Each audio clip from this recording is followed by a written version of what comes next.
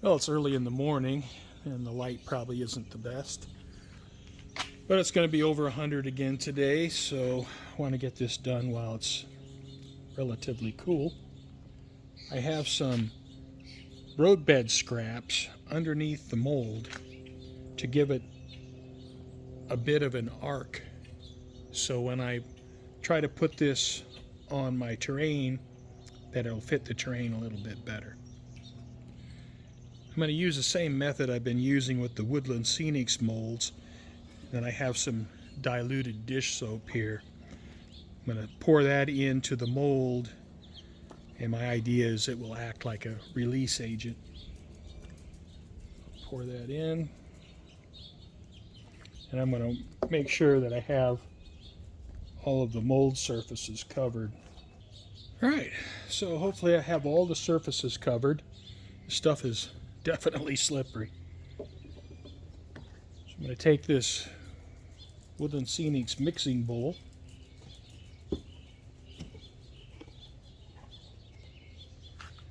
and mix up some hydrocal. Alright, I'm going to go with that. And see how much I can get covered. Well, you know what? Alright.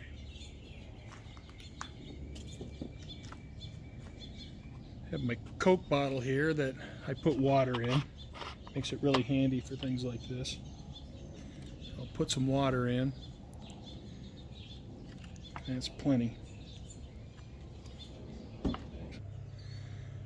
Alright, well I have the plaster consistency thin enough where I think it'll get down into the fine, pick up the fine detail.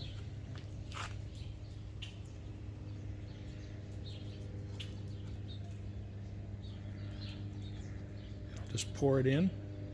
I'm going to use all of it.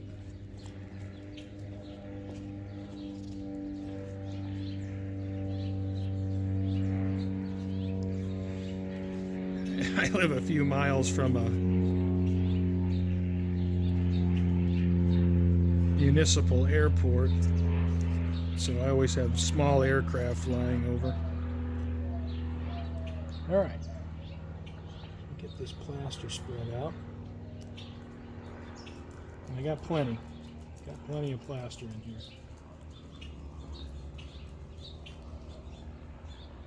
Spread out.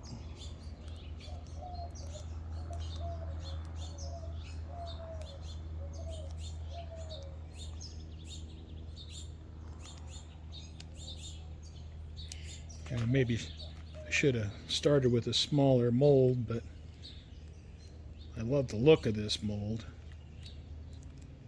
so I couldn't help myself.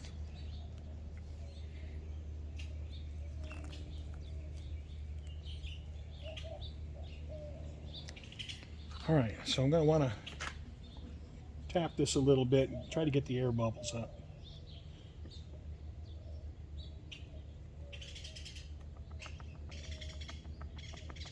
Well, the plaster is starting to set up, starting to thicken up a little bit.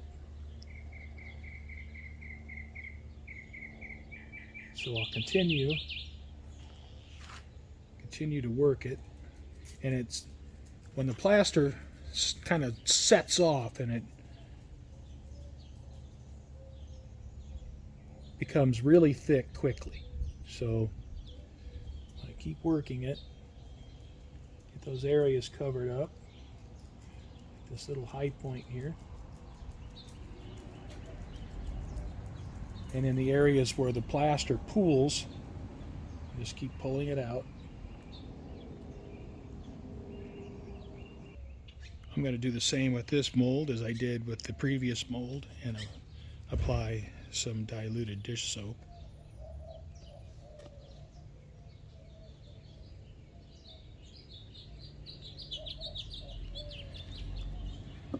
And I'll work that in and make sure I get it completely covered. Now you'll notice while mixing the plaster, you see all the air bubbles in there. That's why after you pour the plaster, you want to tap your mold. Try to get the air bubbles to come up to the top, because you don't want the air bubbles hugging the surface of the mold and messing up your beautiful rock casting. ahead and pour this. Now with this mold, I had some of the same issues with the previous pour, and then I have vertical surfaces. So I'm going to have to work this once the plaster starts setting up.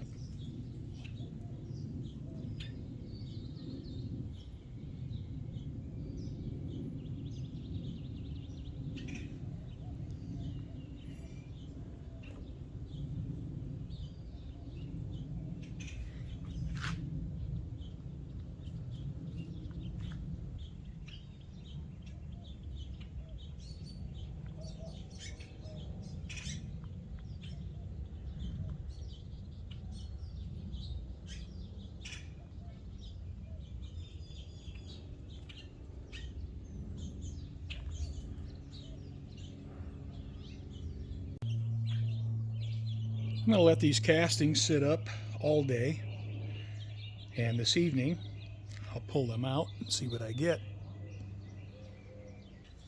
Earlier I mentioned tapping the molds to get the air to come up to the top, and you can see with this casting here there's just a tremendous amount of air trapped underneath the plaster, and by tapping the mold I got the air to come up to the top.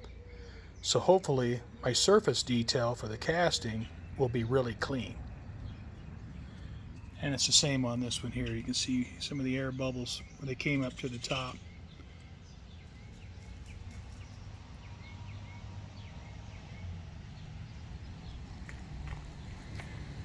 So tonight I'll pull these out of the molds and see what my new rocks look like. Well, it's 4:30 in the afternoon. These castings have set up for quite a while.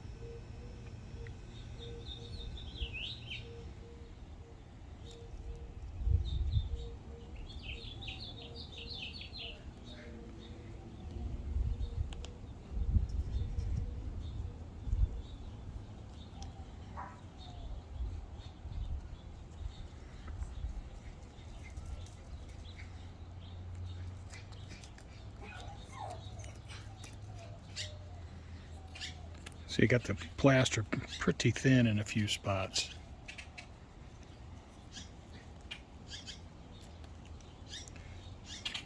Probably take a little bit of practice learning how to use these Bragdon molds.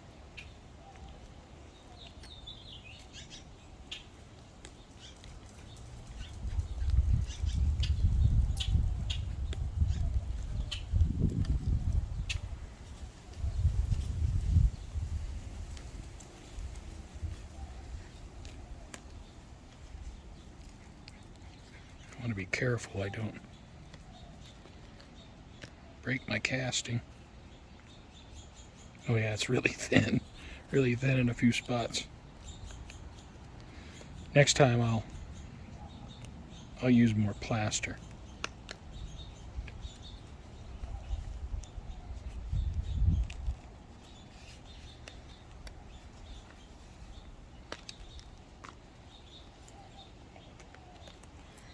All right.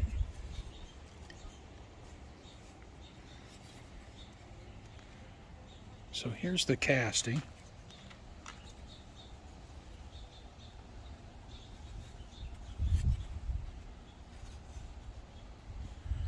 And man,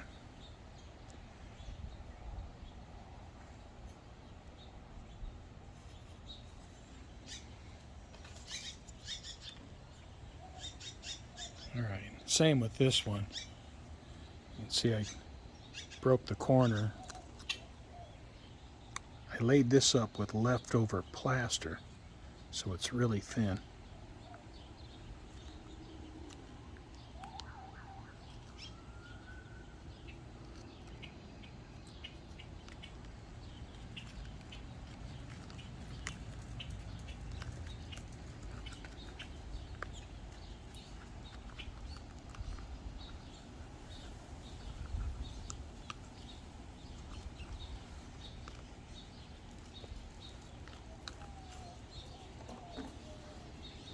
Hey, check that out. You can see the stratification here in the rocks.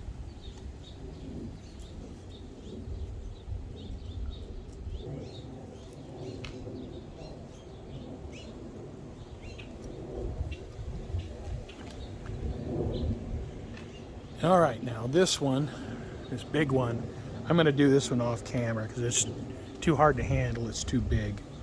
So I'll remove the mold off camera and I'll show you what it looks like. All right, check that out.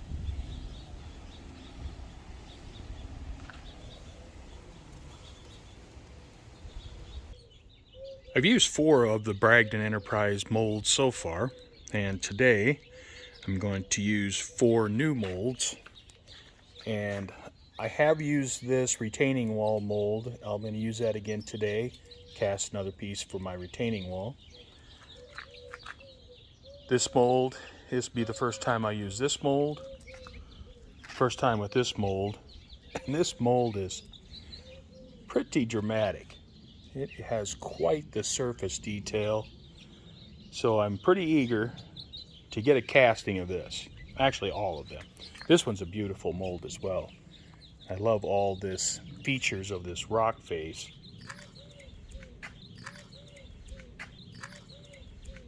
This looks pretty nice, as does this one. I'll be using my Woodland Scenics mixing bowl. I have my diluted dish soap, my water bottle, and this is the Hydrocal that I purchased from Amazon. It's 10 pounds. I paid $25 for it.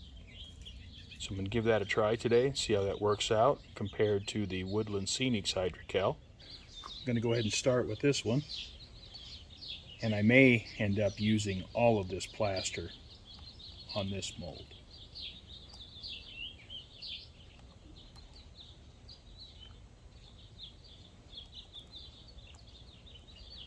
Looks like I definitely will use all the plaster on this mold.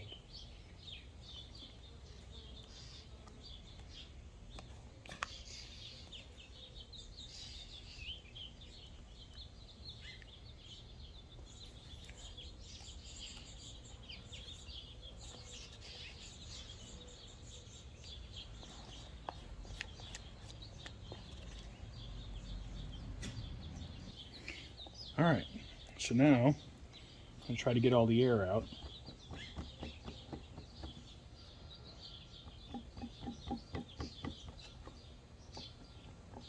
Definitely got a lot of air coming up to the top. All right, probably there with this one. So it's just going to have to sit now. And in the meantime, I'll clean up my utensils here and get ready for the next pour. All right, got this great big one here. Hopefully I can handle this. I did break it on the edges in a couple spots.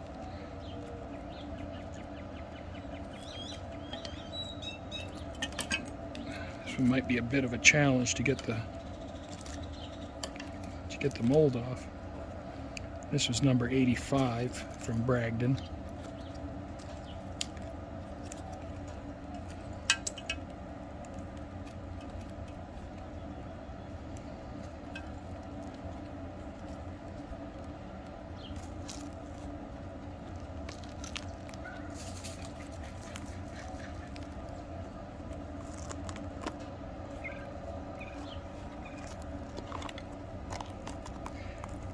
And my outdoor studio here, so we get all the ambient noise. Somebody doing yard work, or kids playing, or cars going by, or an airplane flying by. It's a lot less of a mess doing it out here than it is in the train room.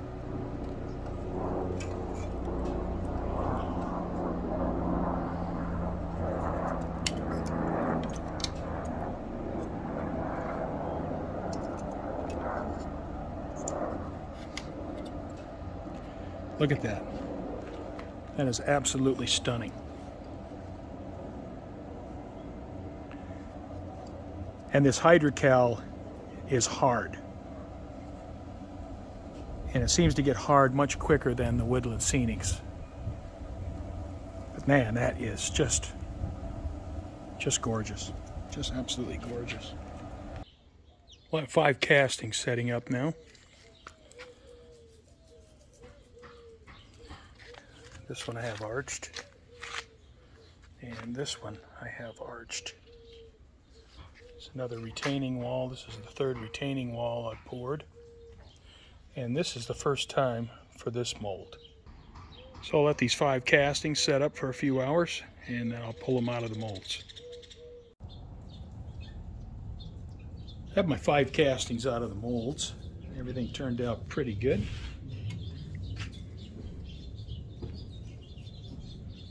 So got a nice, very thin casting here. I do have a few little air bubbles in here, but I can take those out, use like a dental pick and fix those areas. Not many, just a few. On this casting, you can see where I curved the mold. And so this will fit onto a curved piece of terrain pretty nicely, and this piece turned out really nice. And this is a beautiful casting. Again, I got a little air bubbles here, got a few in here. I'll have to get in there with the dental pick and just pick those out. But it's a pretty good casting. And curving it like that, I'll be able to fit it in some of the curved areas in the terrain on the layout. This is my 3rd retaining wall that I've laid up. It looks pretty good. Probably going to need to do 4 more of these.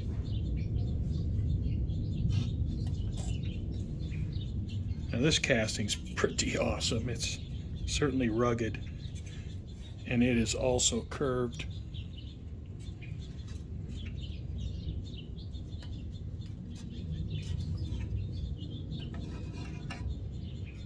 And the last casting I did was this one. Now I did not cast this section of the mold because I'm going to want to use this in conjunction with this,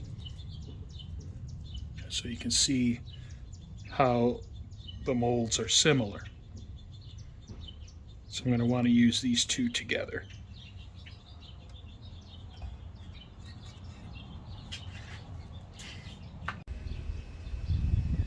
I have another batch of castings laid up. Have this one arched. This one is arched. This one is arched. And then this one is slightly arched.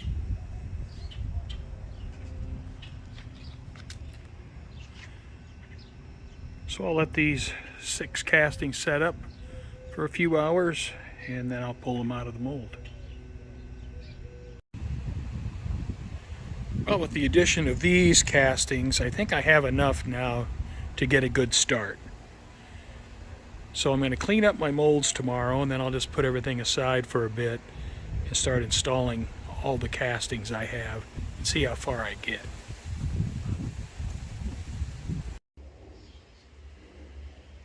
So thank you for watching.